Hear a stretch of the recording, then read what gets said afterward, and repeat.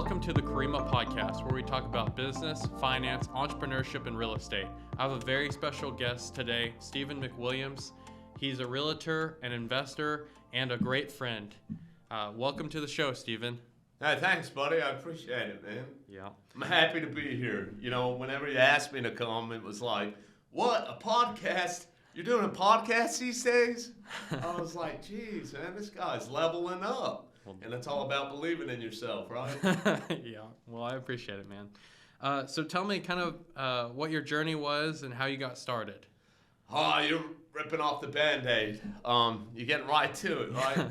Well, I'll tell you, that question is pretty, it's intense because I got a journey that probably a lot of folks wouldn't normally have. And my journey started rough in life. We lived off of food stamps, and I remember a time when my mom negotiated with a local farmer there in Lubbock, Texas, to pick not green beans, black-eyed peas, and we'd go every Friday and pick these black-eyed peas, and that's how we ate dinner for that Friday.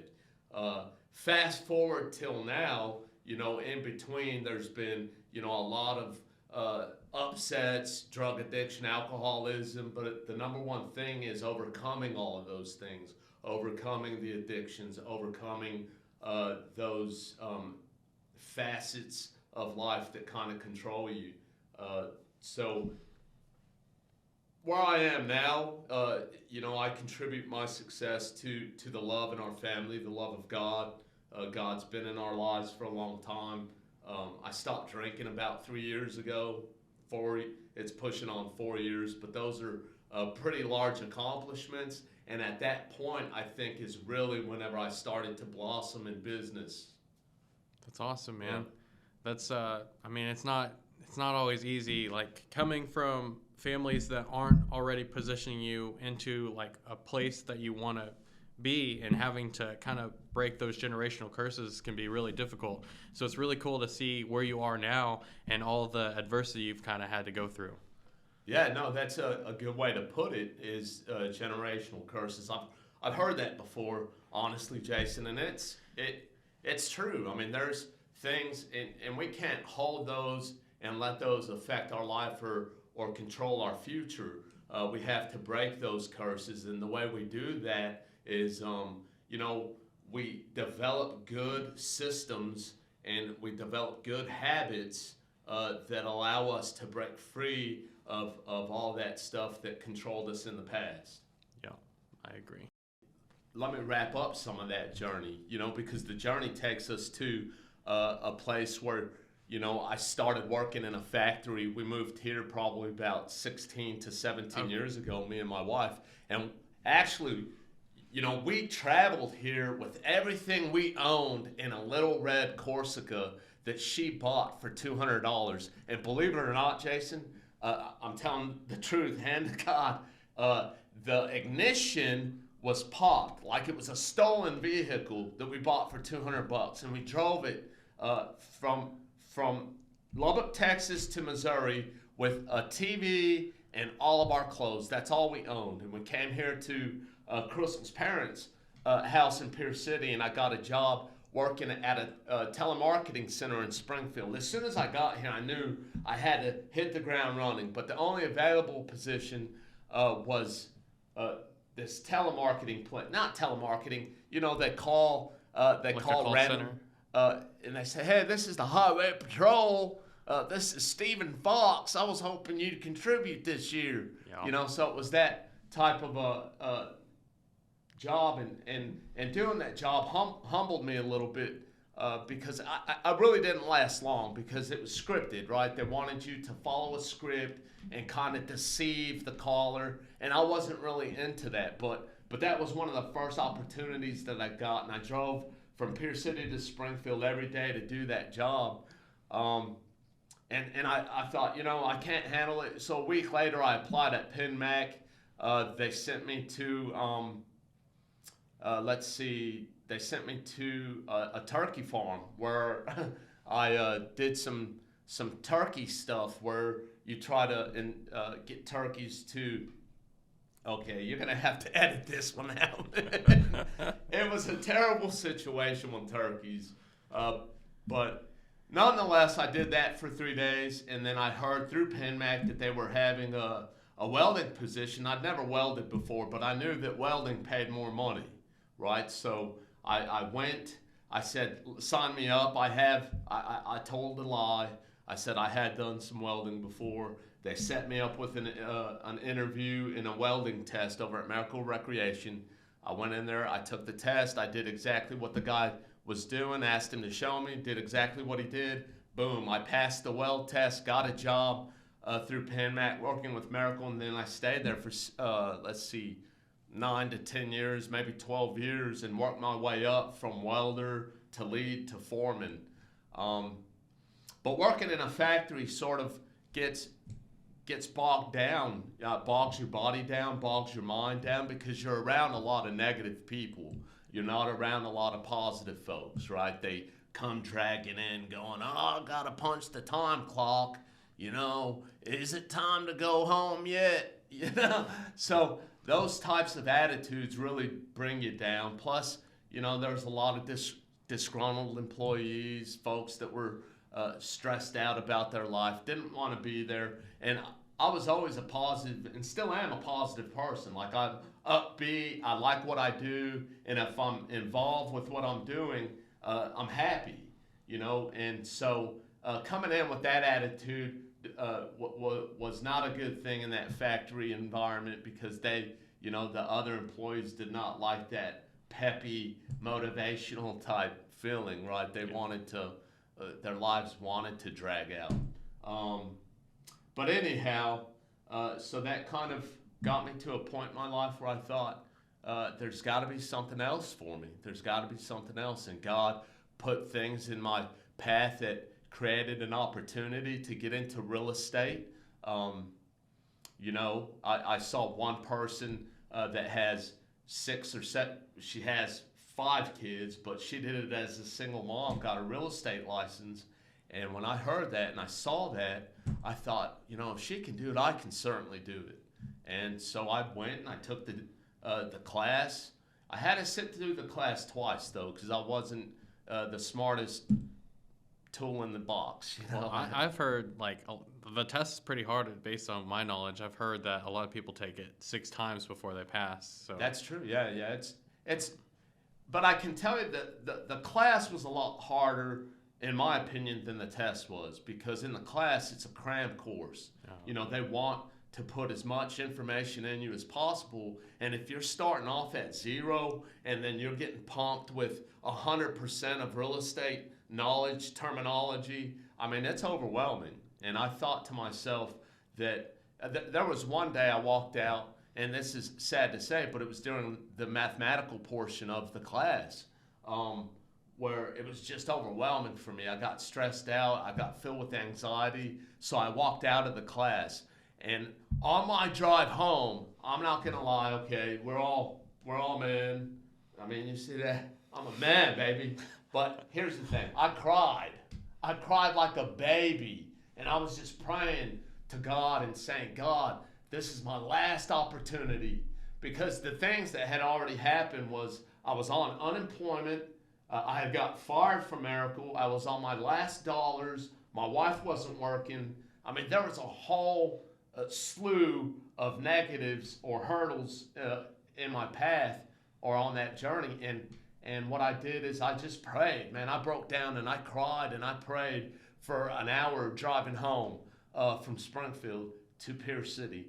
And by the time I got home, I had my answer. I was going to go back the next day. I was going to finish what I started. And that's what I did. Wow, that's an amazing story, man. I had no idea you had all those hurdles going against you. And to see you push through all that, that's incredible. So that kind of motivated you to go and push through and persist and make it happen, right? Yeah, no doubt. But the drive came from knowing that I had a family to support. Right, it was looking at my kids' face, wanting to be a role model for them. I didn't want them to have a deadbeat dad. But you got to understand, at this point in my life, when I first did the real estate thing, I was still transitioning from being an addict, right? I had been an addict to a lot of things, sexual addict or drug addict or alcoholism. So it was just an addict of a lot of worldly things, a lot of things that, if you flush from your life, you'll see success. Yeah. Wow. How did you...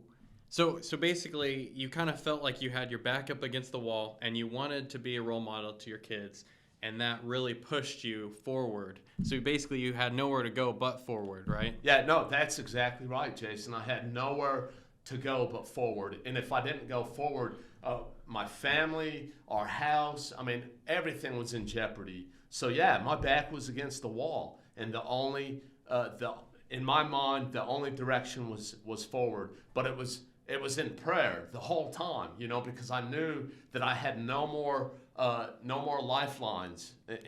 In reality, I had no more rescue ropes, no more rescue avenues. I don't have parents that have money. My dad himself was an alcoholic. My mom put herself through college trying to figure out how to deal with him and the 3 kids that she had. So it was a rough ride for her, but I learned some of that strength from her. But overall, yeah, I had to keep pushing forward, and that's what I did. But even after I got my license, I struggled a little bit with some of those things, alcohol and things. But like I said, it wasn't up until about 3 years ago when I really made a life decision, turned my life over to God. I said, I'm not going to drink anymore, and I haven't touched a drop. And out of that produced tons of fruit for us. Now we own 5 different properties. We're moving on, trying to do some other bigger things. It's just been a blessing. Once you give your life over and you understand your position and you dedicate your life to being better, it's just going to be great from there. Yeah, that's an incredible story. So how did you transition from, you got your realtor's license, okay, yeah, and now you're a top producing realtor. So how did you go from a beginner to getting to where you are now with that? Well, I'm glad you asked, because that in itself is just about building relationships. It's about being genuine, about being honest, about being truthful, and trying to help people get what they want. And if you do that enough times, you're inevitably going to get what you want. Yeah. I think I'm a big believer in creating solutions instead of every problem being or every solution being a problem. If you live your life with every offered solution that someone says, well, why don't you try? Well, I've tried that and it didn't. Every solution that's offered, if it's a problem, you have no progress. And I just determined not to be like that. So what was one of the biggest lessons you've learned in life? Wow. Back to the alcohol, it's not to indulge, man, not to take our lives for granted. If we can control ourselves and have self-control, and a lot of folks can moderately drink and socially drink or do those things, but honestly, if you can eliminate that from your life, like I did, and I have, I see constant growth every year that I don't put a drop of alcohol inside me. I don't pollute my body in the way that I used to. And by doing that, it gives me fullness of mind. I'm more sort of on key, I'm more in tune with what I want to do in life, and more motivated and more focused. So the lesson that I learned is that you have to overcome those obstacles that control you. You just have to. Yeah. Wow, that's awesome. What did you want to do career-wise originally? Like, I know now, like, fast forward a few years, you got to where you're like, man, I was born to be a realtor. Yeah, But yeah. before all that, when you were still like a factory worker, what was like your dream job? Whoa. You know, I gotta say, since I was young, uh, I've always really had a knack for talking with people.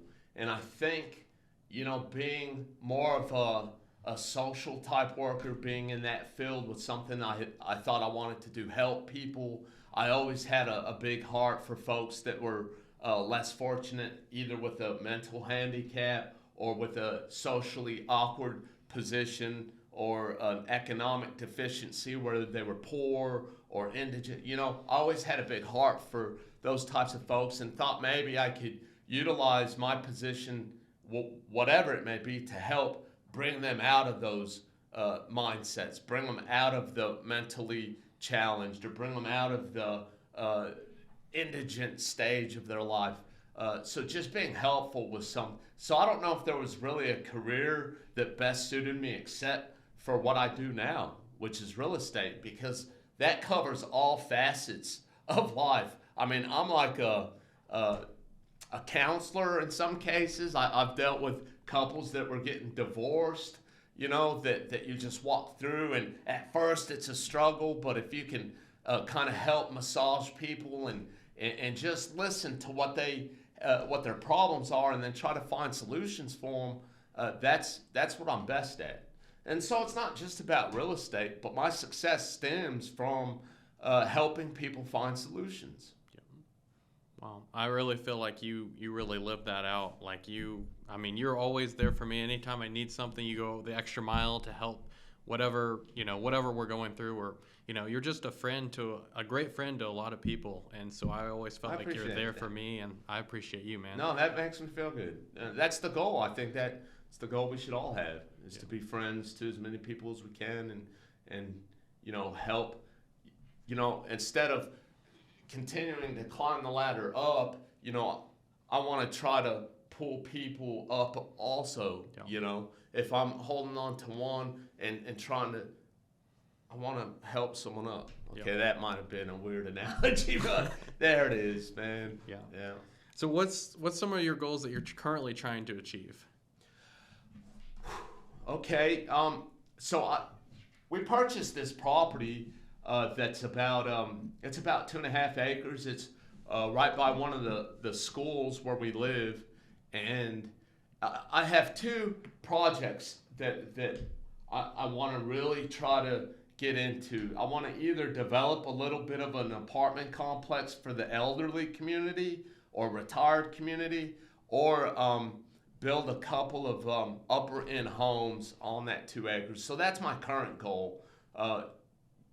My overall goal is to achieve the purchase of a few of the properties that surround our house. I was a big Monopoly player, and I always seemed to lose, right? Because I'd always buy the first thing I landed on, and then I'd try to buy everything around it for some reason.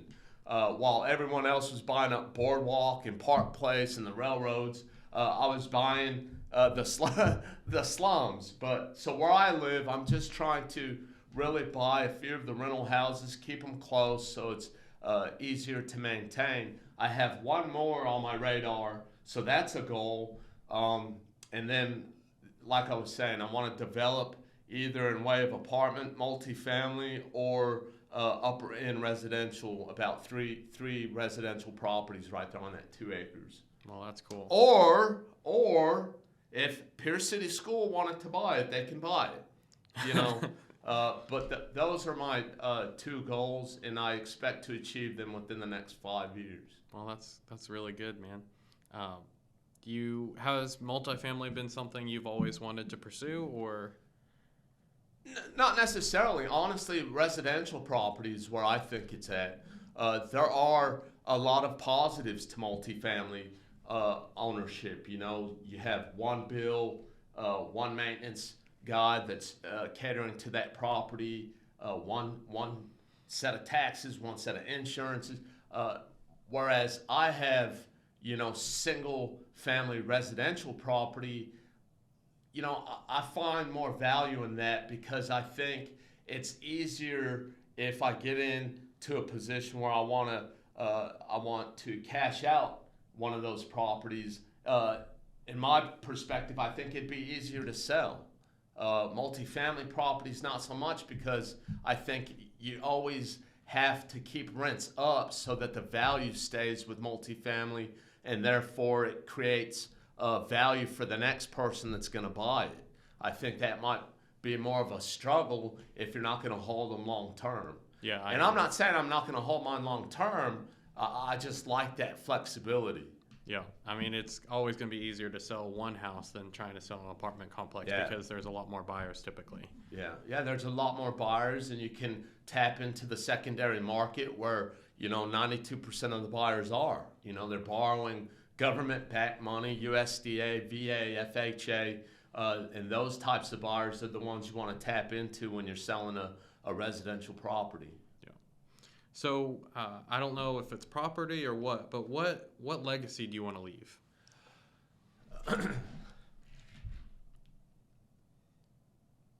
That's a tough one, Jason. I really never gave it any thought. The legacy that I would leave, I would hope that it would just be one of genuine loyalty, love. I want my legacy to be that everyone has an opportunity. We just have to capitalize on it through prayer and through love of each other and through helping others. I think that, our success stems from the success of others. Yeah, absolutely. Is there any lessons that you want to make sure that your kids know before you're gone? Yeah. So we live in a world where money is a huge influencer in our lives, right? It takes money to do a lot of different things. I just want my kids to have a full functioning knowledge of how the dollar works. I insist frequently that when they get through with high school and as they're in high school, learn about money, take like the math of money classes that they offer in high school, and then carry that on in college into finance and economics. I think that's really important to learn how the money system works and learn how it's changing so that you could stay on top of those changes that are unfortunate but coming. Yeah.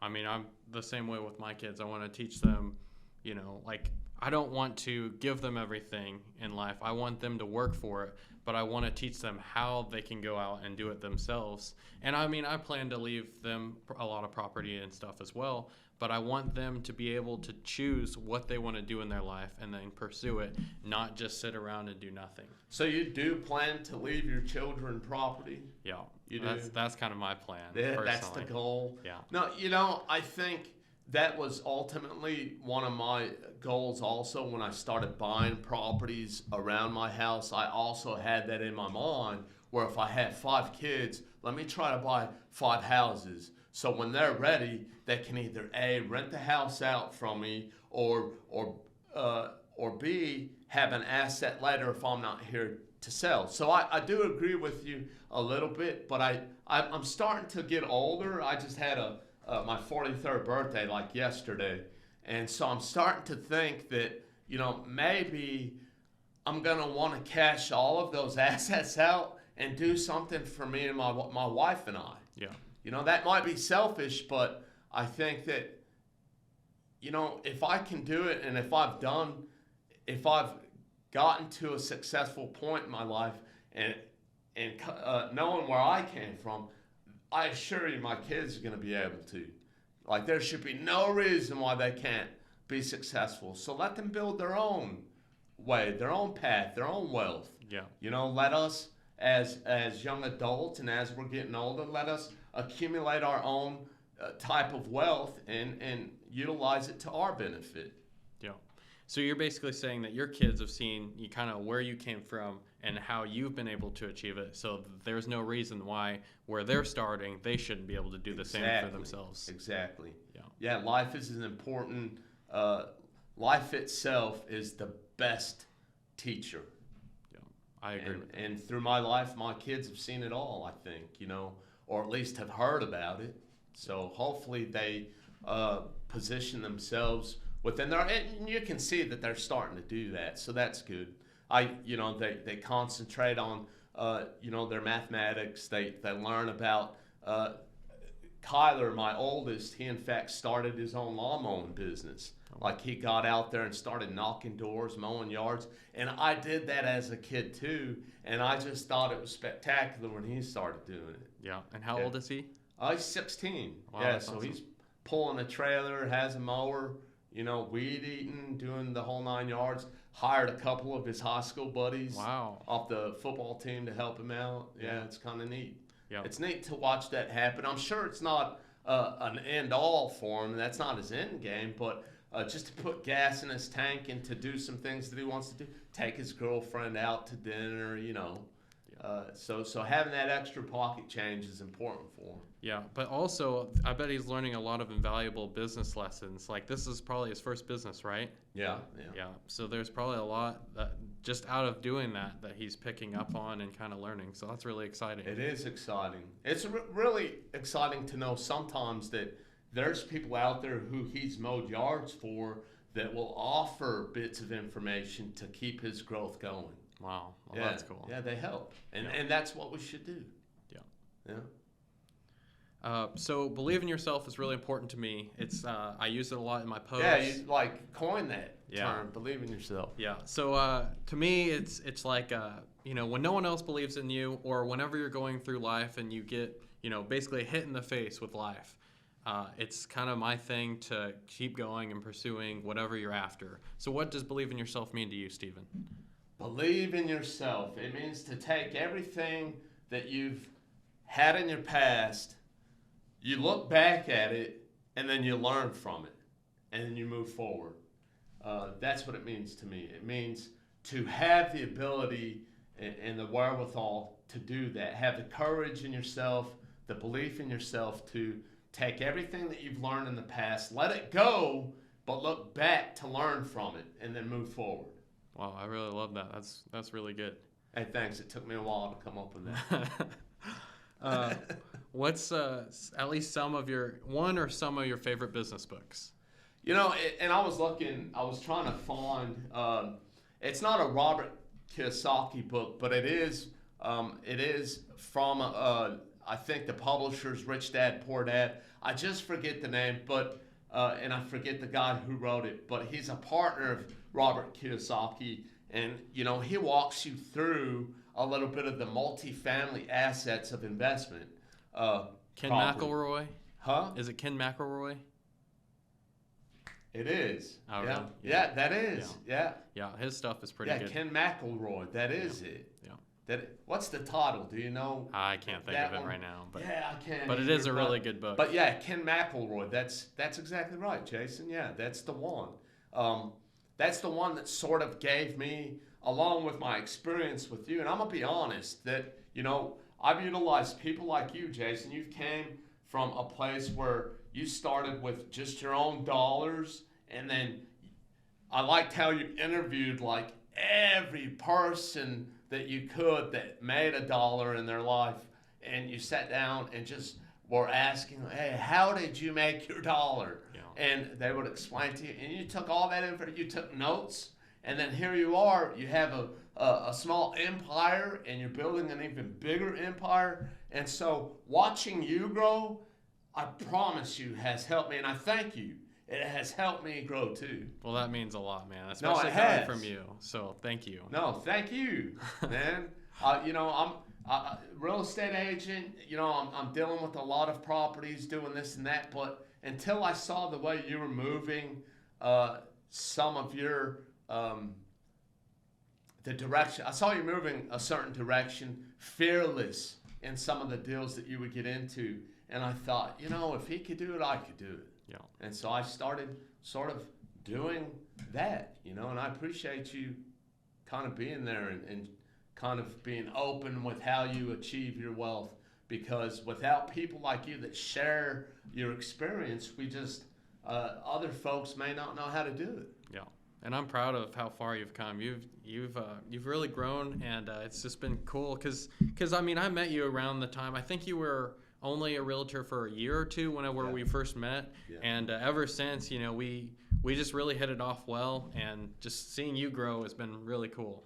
Yeah, and since then, you know, I'm here 6 years in. I just got my broker license a few months back. You know, so I'm a broker salesperson. And you know, this industry is where I plan to stay.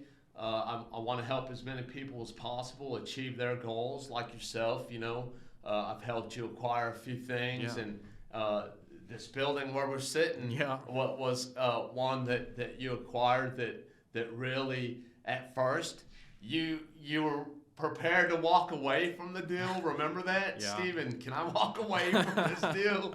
And you know, you can, but I think overall, this has been a huge blessing for you. Yeah, I'm excited.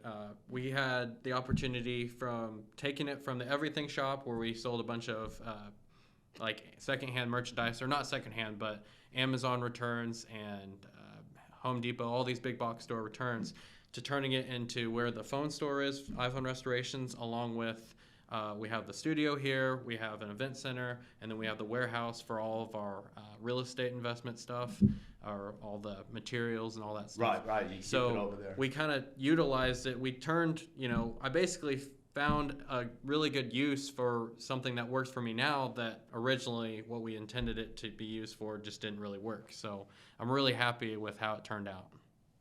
Yeah, you can see that you've grown a lot, and like I said, you're a beacon of light to a lot of people here in this community, man, and I thank you for having me here on the podcast. I hope it grows, as I know it will. I mean, because with your attitude and motivation, the sky's the limit, man. I mean, beyond that, right? I mean, you're like a shooting star, Jason. So how can people connect with you? Like, if they want to get in touch with you about maybe having you as the realtor or some other way, like. Oh, great! If they haven't already heard about me, then I mean that's their fault.